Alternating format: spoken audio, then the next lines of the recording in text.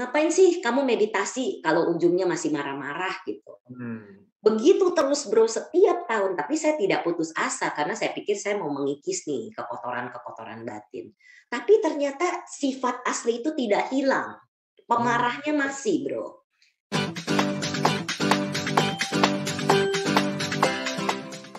Oke. Sebelum kita meninggalkan topik ini ke topik yang berikutnya, pertanyaan saya mungkin adalah bagaimana ya, Sis Brenda, kita bisa berkomunikasi dengan guardian angel kita? Apakah ada caranya? Kalau bro misalnya sering ada suara halus, nah itu bro harus dalam keadaan hening. Oh. Gimana caranya? Meditasi. Oh, oke.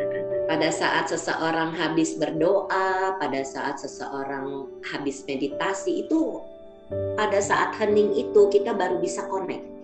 Seperti dalam regression, itu saya seringkali menghubungi orang dengan guardian angel mereka.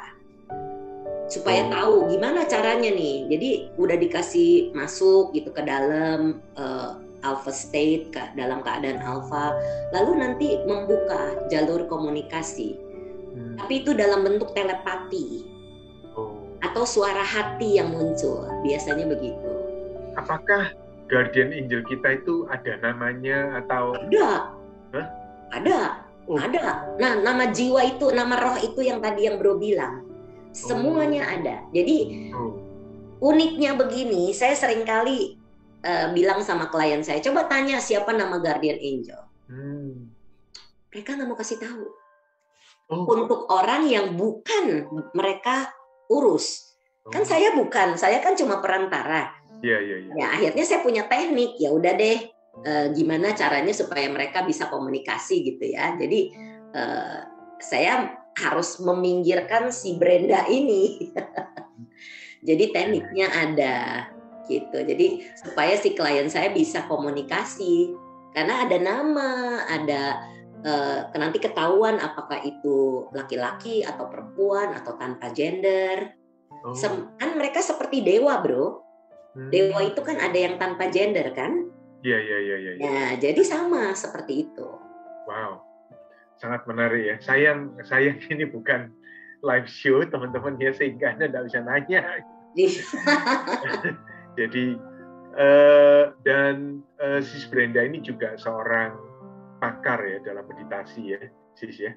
Ya bukan pakar, tapi saya mengerti bagaimana supaya kita bisa mengembangkan cinta kasih, welas asih, sukacita sampai tenang seimbang, bahkan beyond. Wow. Bisa menembus nibbana dengan teknik yang diajarkan oleh guru saya, guru kami, Bante Wimalaramsi Mahatera. Sayangnya beliau saat ini sedang sakit, jadi ya sedang pensiun mengajar sampai beliau mudah-mudahan bisa sembuh. Bante siapa? Bante Wimalaramsi Mahatera. Oh ya. Oke. Oh beliau di Amerika ya? Di Amerika bro. Jadi beliau ini udah keliling-keliling belajar meditasi ke Myanmar, ke Thailand, sampai Sri Lanka ada guru yang bilang, coba kamu ke Sutta. Jadi beliau mempelajari Sutta kembali dan menemukan relax step yang pada saat itu tidak ada satupun guru meditasi yang mengajarkan relax.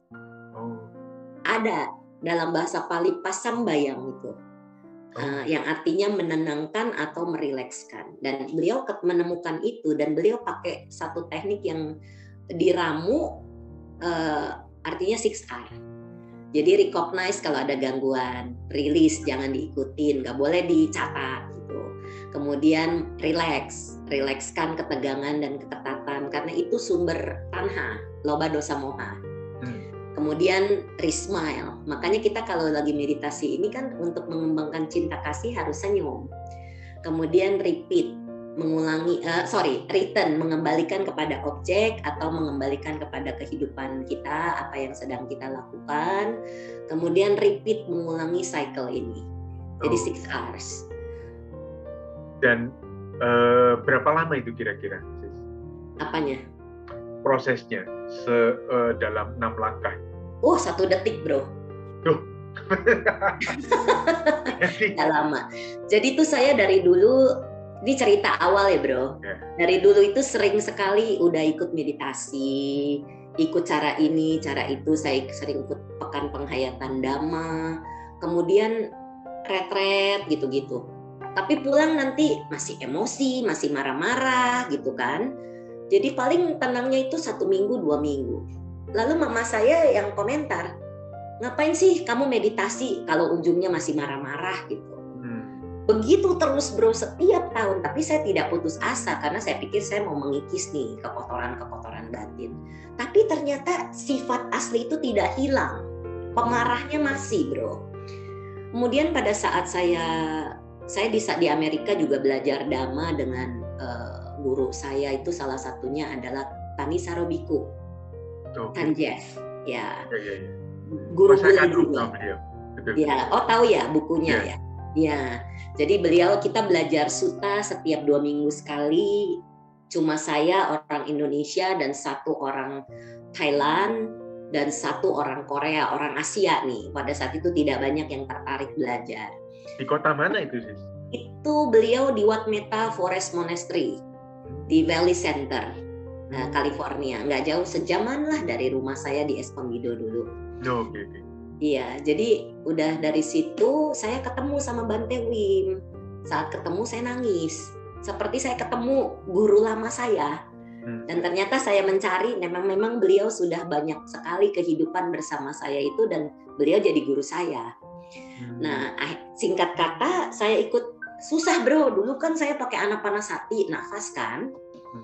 Bertahun-tahun, puluhan tahun pakai nafas, sulit sekali mengubah ke meta.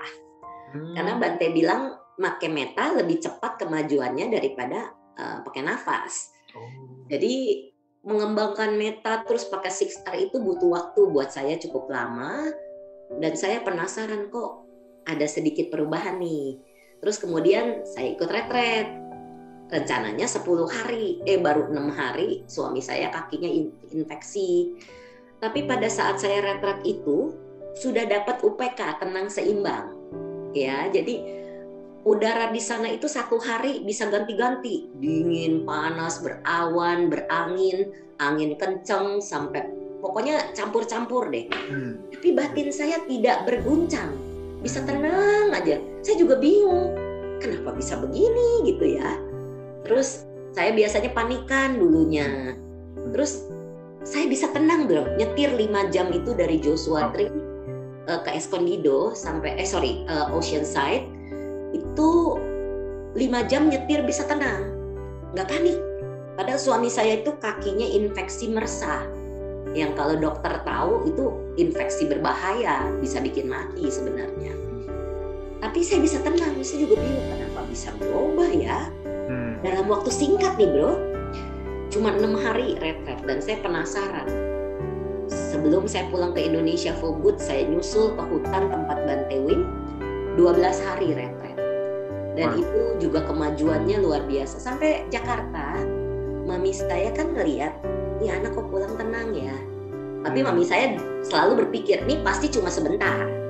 Nanti begitu lagi, emosi lagi. Udah 3 minggu, udah 1 bulan, kok nggak marah-marah ya? Akhirnya mami saya tanya, kamu belajar apa? Kok bisa tenang, nggak marah-marah? Saya bilang saya belajar meditasi sama Biku Bule. Saya pengen bawa ajaran ini ke Indonesia. Jadi saya terjemahkan bukunya. Akhirnya mami saya dari yang anti meditasi sampai beliau bisa meditasi. Jadi saya bawa Bante Wim ke Indonesia di 2010. Saya pulang 2009. Saya translate bukunya. Kemudian saya ajak beliau retret di Indonesia dan sampai setiap tahun tuh Bante dulu pasti datang sampai 2018 terakhir. Sesudah itu kan kena pandemi. Kemudian sekarang Bante sakit sudah tidak bisa datang lagi. Ya sudah kami yang meneruskan. Itu sampai mau marah tuh jadi udahlah. Karena kita punya 6R itu paten bro. Mau marah itu punya jeda. Apakah kita mau ngomel, tapi sekarang kalau menegur orang tetap bisa, cuma nggak pakai di sini. Kalau dulu kan marah sampai ini, sampai menggubu-gubu gitu, muka sampai jelek gitu ya. Udahlah, nggak mau marah lagi. Jadi begitu bro, sampai bisa berubah betul-betul. Saat ini, oh Bu ya, sebelum lupa, bukunya itu judulnya apa, Sis? Yang Sis Brenda terjemahkan itu? The Breath of Love. Jadi dari situ ada buku meta tentang cinta kasih, kemudian ada meditasi pemaafan, kemudian ada buku Moving Dhamma yang isinya sutta semua, kemudian ada Life is Meditation and Meditation is Life. Wow. Jadi tapi ini kerja tim, sudah bukan kerja saya. Saya sudah tinggal ngedit aja kalau tugas saya. Oke. Dan penerbitnya Ehipasiko ya? Nah, itu Ehipasiko hanya menerbitkan yang pertama. Akhirnya tahun 2005 karena sudah banyak teman-teman yang dapat hasil positif dan baik, dan ini meditasi ini bisa tembus Sotapanna, Sakadagami, Anagami. Kita cuma belum dapat arahat.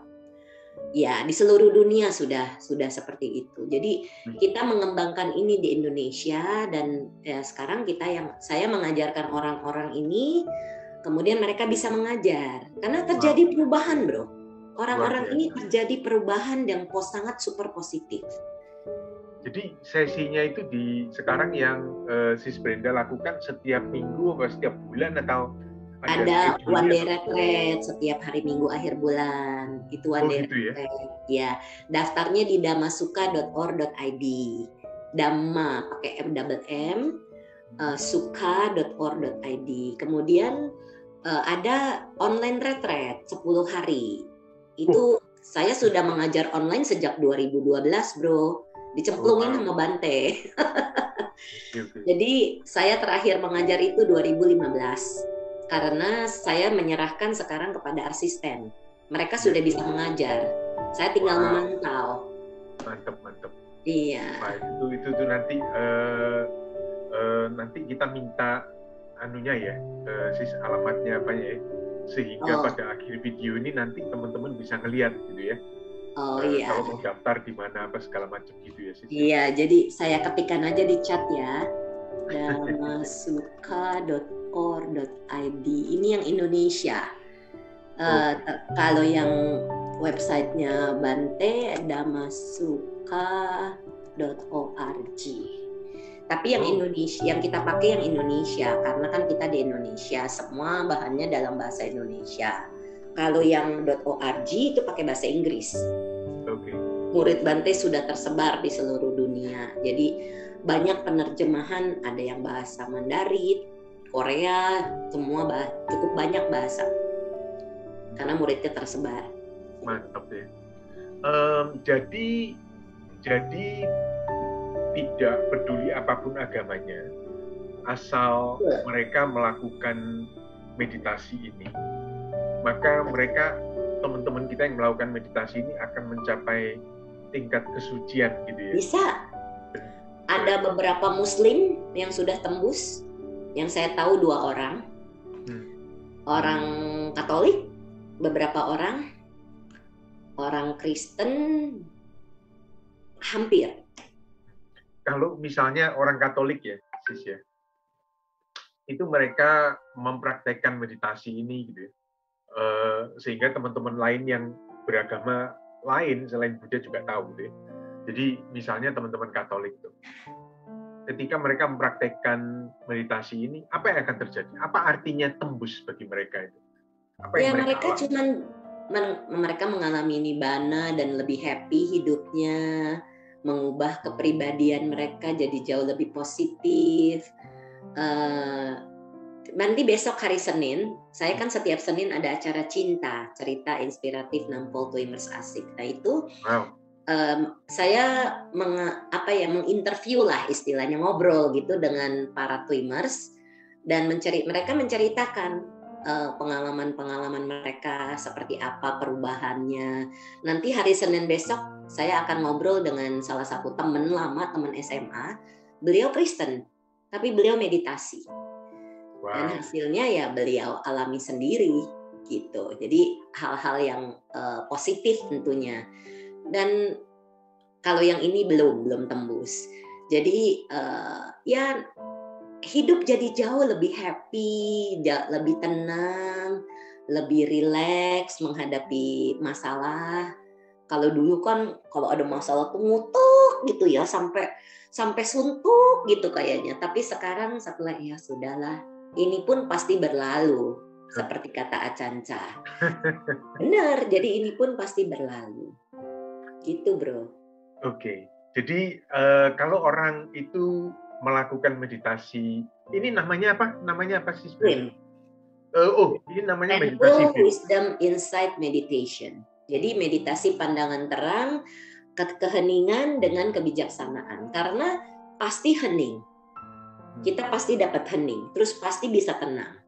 Terus dapat insight, pandangan-pandangan terang muncul. Jadi kita menggabungkan samatha dan vipassana. Oke. Gitu, Bro. Jadi nggak bisa kalau hanya tenang, terus nanti nggak bisa hanya dengan vipassana gitu. Karena sudah banyak di dalam sutta yang kita ketahui itu Buddha menyebutkan tentang samatha dan vipassana harus bersama-sama. Jhana dan pandangan terang. Seperti itu. Nah, jadi ketika orang-orang ini melakukan dengan sungguh-sungguh, maka mereka bisa mencapai nibbana itu ya? Oh ya.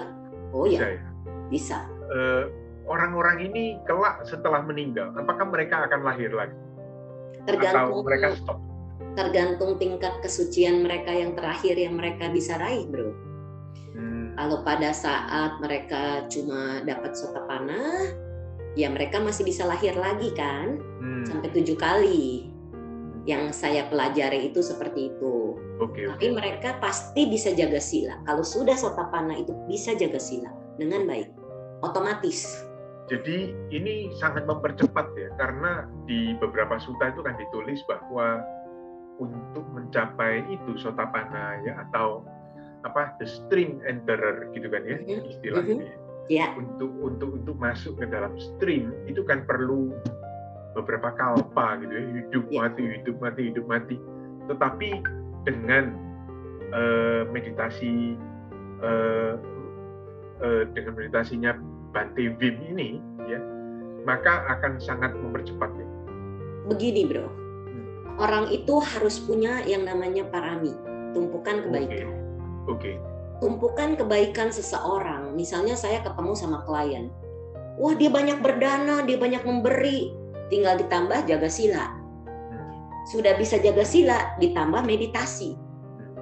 Ada sutta, para biku sampai 7 hari pun bisa tembus nibbana. Saya sudah saksikan, Bro. Ada orang tembus nibbana dalam 7 hari. Retret ya, dalam retret. Nggak bohong saya. Saya nggak berani bohong karena saya jaga sila ya. Jadi itu ada sebelumnya itu beliau biku biasa gitu. Kemudian 7 hari jadi bisa menembus nibbana gitu kan. Karena tumpukan paraminya sudah sangat banyak. Banyak ya. Oke. Setiap hari dia melakukan kebaikan-kebaikan. Dia sering sekali, ya memang caranya itu cara beliau ya. Bikin lipatan-lipatan kertas, kemudian dia bakar untuk membantu para makhluk. Tumpukan paraminya sudah banyak sekali. Makanya saya bilang, sis harus ikut retret meditasi. Karena dengan mengikis, kan 6R ini untuk mengikis kemelekatan kita, Bro. Kalau kita kemelekatan ini tidak kita kikis, tidak mungkin bisa tembus. Tidak mungkin. Jadi harus dikikis. Ini LDM-nya, loba dosa mohanya. Jadi kan kemelekatan yang, kalau kita lagi meditasi, apa sih yang muncul? Kan kemelekatan kita, Bro. Pekerjaan lah, keluarga lah, memori-memori lama lah. Ini kalau kita tidak kikis terus, dia jadi terus, paticanya muncul terus, Bro. Jadi meditasi itu betul-betul dahsyat ya. Dahsyat, luar biasa. Dahsyat sekali ya. Iya. Perubahan kepada orang-orang pun itu, nanti kalau Bro punya waktu ya, atau yang mendengarkan punya waktu, silakan masuk ke channel saya brenda.imekre. Di situ saya ngobrol di seri cinta. Nanti cinta yang berikutnya tanggal 11 Juli itu ke yang ke-80, seri 80. Wow. Itu sudah banyak orang-orang yang menceritakan pengalaman-pengalaman bersama, meditasi bersama kami. Walaupun ada yang tidak tembus, tapi at least mereka mengalami perubahan dengan 6R itu untuk mengikis kekotoran-kekotoran batin gitu, bro. Luar biasa. Sis, kita ini mendekati akhir dari 1 jam kita, ya. Sangat tidak terasa ya, luar biasa. Iya. Banyak sekali informasi yang Sis Brenda sharing ya, hanya dalam waktu singkat. Jadi kalau misalnya ini kan kita sebarkan ke seluruh karyawan, ke seluruh murid, ke seluruh alumni, ya. Jadi mestinya banyak sekali gitu ya, ini akan menyebar dan didengarkan oleh orang-orang dan akan berguna bagi mereka. Jadi untuk kalau Sis Brenda bisa berikan nasihat gitu ya, kepada teman-teman kita ini, berdasarkan pengalaman Sis Brenda atau berdasarkan pertemuan dengan orang-orang besar, gitu ya, sebetulnya hidup kita ini kira-kira tujuannya apa ya, Sis Brenda? Tujuan akhir kehidupan kita supaya tidak terlahir lagi, bro. Seharusnya. Kalau kita punya tujuan ke sana, maka pikiran kita kecenderungannya akan menuju ke sana. Bagaimana supaya tidak terlahir lagi? Cuma 3, dana, sila, bawana. Banyak-banyak memberi, menjaga sila. Sila itu wajib harus bagus.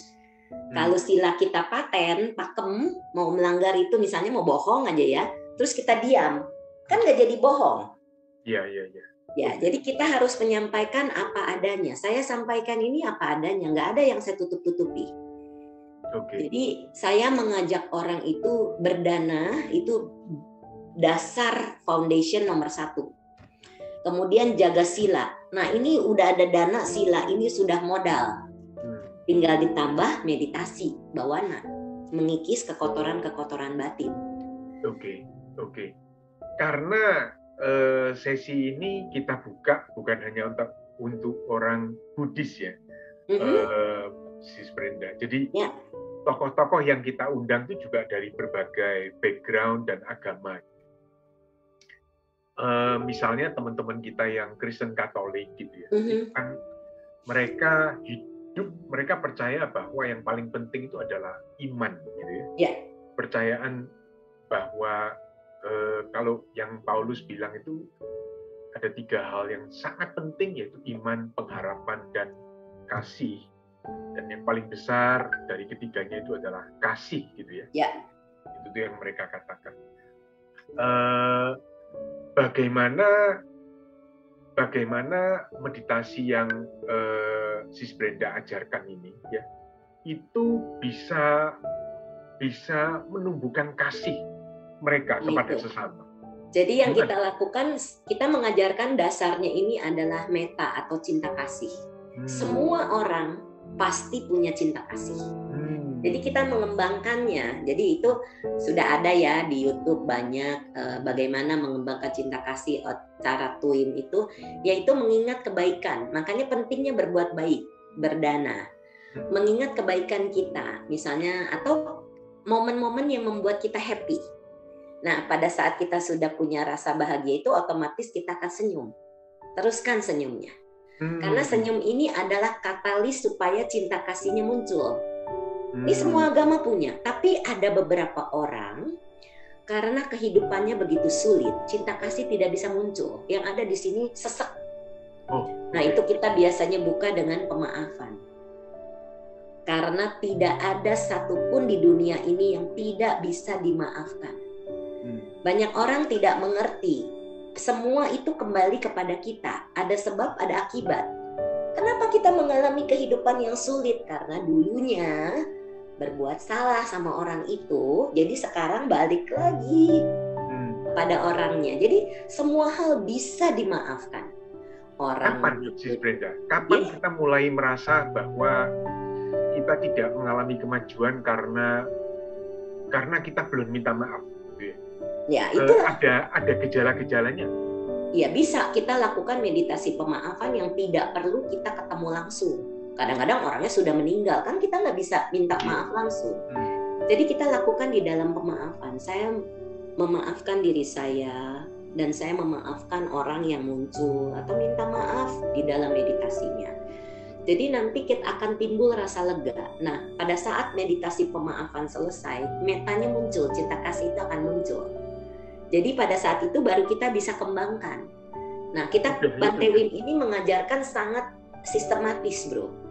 Jadi dari bersama diri kita, rasa bahagia itu, ini setelah pemaafan ya, misalnya udah selesai, timbul rasa bahagia, bisa hangat tuh di tengah dada.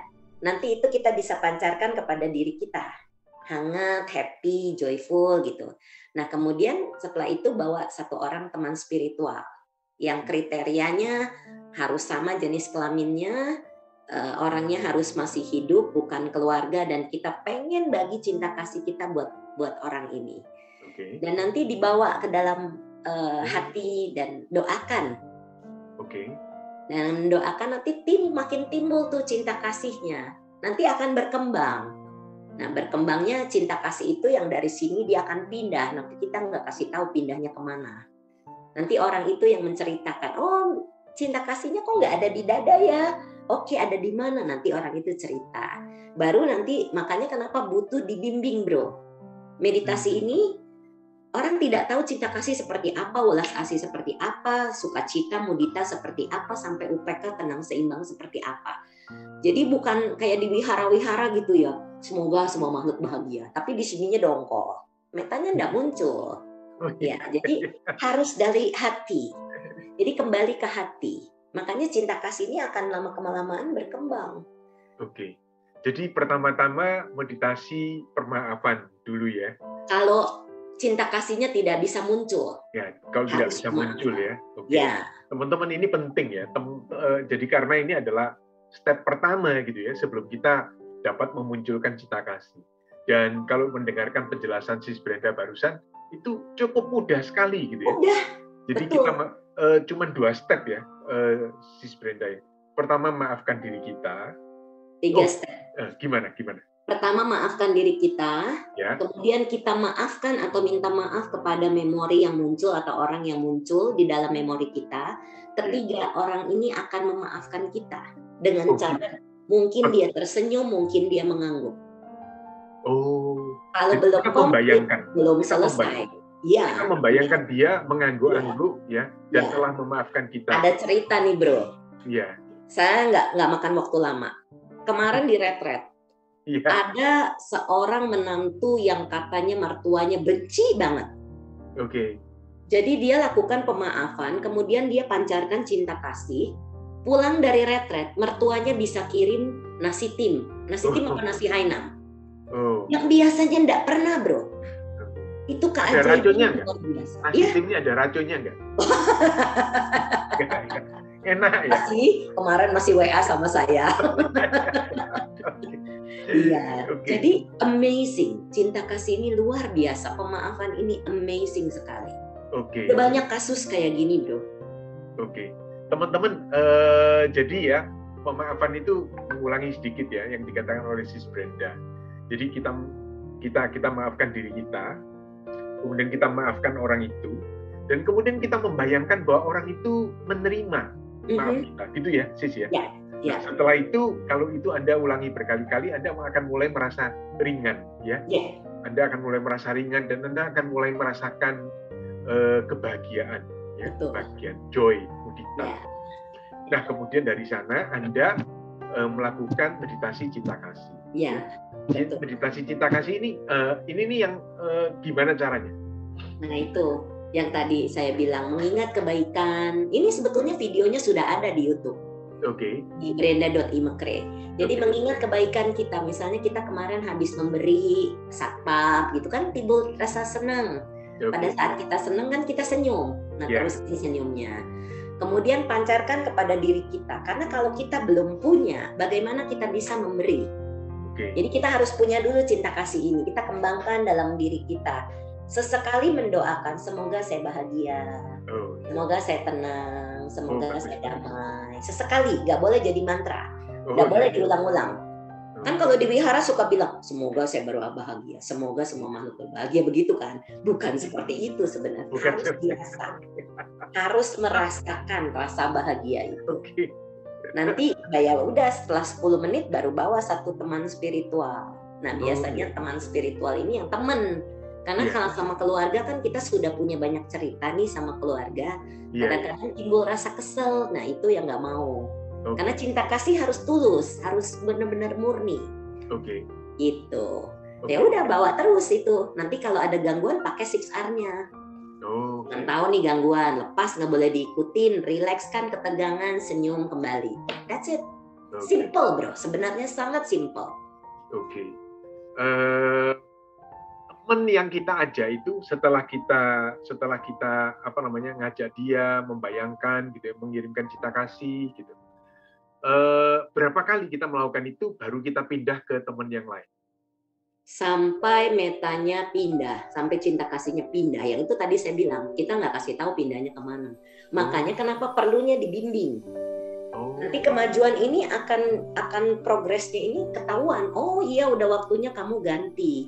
Karena kalau kita meditasi sendiri, kita nggak tahu kemajuan kita. Wow. Cinta kasihnya berubah menjadi karuna, menjadi welas asih. Nggak tahu kalau nggak dibimbing. Maka mungkin sudah sampai joy, mudita gitu, sudah rasa timbul, rasa sukacita gitu. Itu nggak tahu kalau nggak dibimbing. Jadi sayang, makanya progres ini jelas kalau sama Bante Wim itu sangat sistematis. Mantap sekali. Iya. Nanti kalau Steve tertarik, saya bisa kirim buku-bukunya, kasih saya. Terima kasih banyak. Terima kasih. Teman-teman, itulah ya 1 jam yang menurut saya luar biasa gitu ya.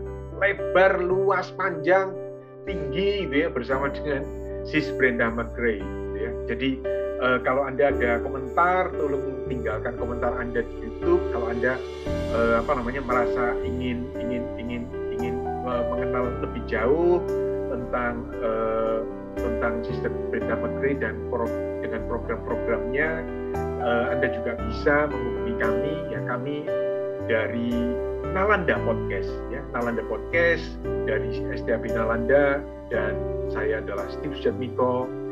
Sampai bertemu teman-teman, dan terima kasih sebesar-besarnya kepada Sister Brenda McRae. Sama-sama bro. Ada kesempatan untuk berbagi jasa kah? Silakan. Ya. Ada. Silakan. Biasanya setelah saya selesai memberikan sharing, saya selalu berbagi jasa kebajikan. Ayo. Saya mohon maaf apabila ada kata-kata, pikiran, perbuatan yang pernah saya lakukan keliru, baik dalam kehidupan ini maupun kehidupan lampau. Semoga saya bisa dimaafkan. Mari kita bersama-sama berbagi jasa. Semoga yang menderita bebas dari derita. Semoga yang merasa takut bebas dari rasa takut. Semoga yang berduka menghapus semua dukanya. Dan semoga semua makhluk menemukan kelegaannya. Semoga semua makhluk berbagi jasa yang telah kami peroleh untuk memperoleh semua jenis kebahagiaan. Semoga semua makhluk di angkasa dan di bumi, para dewa dan naga yang perkasa, berbagi jasa-jasa kami ini. Semoga mereka terus melindungi ajaran Dhamma. Semoga mereka terus melindungi Indonesia. Semoga semua makhluk berbahagia. Sadu, sadu, sadu.